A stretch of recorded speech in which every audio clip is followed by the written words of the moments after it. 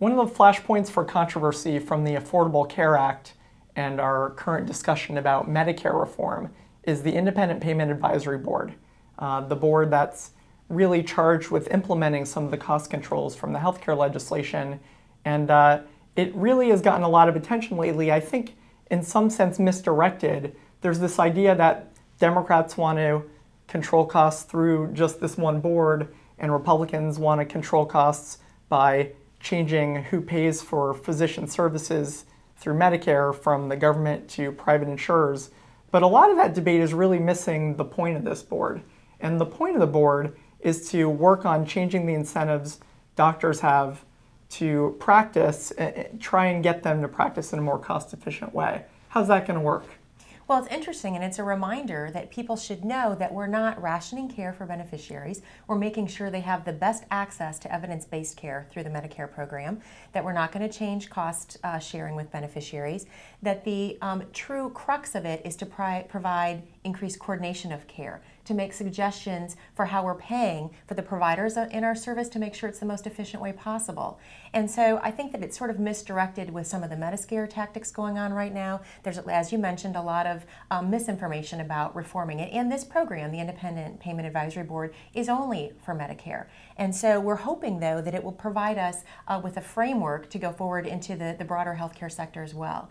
But there's a lot of efficiencies to be gained with durable medical equipment providers, a variety of folks in the healthcare system where we think we can provide some efficiencies for our consumers. And what's happened in the past is when Medicare has done pilot projects for durable medical equipment or trying to find ways to save costs, because Congress has control over every aspect of Medicare, often one congressman or two congressmen and a few lobbyists can get together and really thwart any cost savings if it's going to affect a specific manufacturer in their district or something like that. And so the point of the IPAB was actually to let this board made up of 15 experts decide what would be the best way to save costs in Medicare, and then the recommendations actually get implemented automatically unless Congress and the president vetoes them.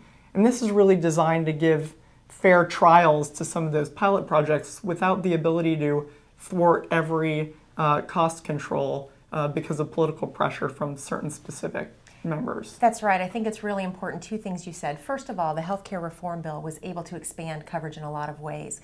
It did a little bit less on the cost control, and that's why IPAB is so important. That's sort of the main piece for cost controls in our health reform legislation. Also, removing the partisanship. We've seen nothing but hyperpartisanship this summer, both with the debt limit discussions, with Medicare reform, etc. And so trying to provide cover for our elected officials to do really important and good things for the healthcare industry, and particularly Medicare, without having some of those pressures from their districts, from their constituents. And it is, again, the strongest way we have for controlling cost. We know going forward with the demographic tsunami that we're experiencing right now, and Medicare being one of the fastest growing parts of the federal budget today, let alone as we go forward. And so preserving that and giving this 15-member commission the ability to make really strong, solid choices with input from doctors, with input from consumers, with pharmaceutical companies, all represented on this one board, trying to really put their collective heads together to do the right thing for cost control going forward. And that also improves value in our system overall. So it's not just about the cost controls, but what comes with that is improving our outcomes as we go forward. And you know, the board is not a perfect creation. We have a lot of concerns that it's limited in its powers over who it can control costs through, especially for the first 7 or 8 years of its operation. But that ultimately they'll be continually recommending changes, and Congress and the president will have the power to block it. Congress and the president work together to appoint the members to the commission. So it's not entirely unaccountable, and Congress really has the final say.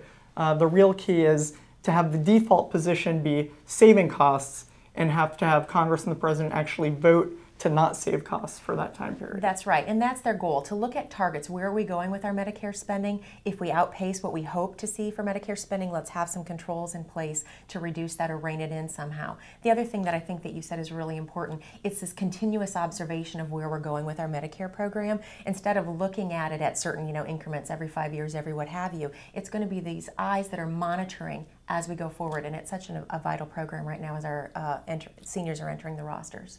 Okay, thank you.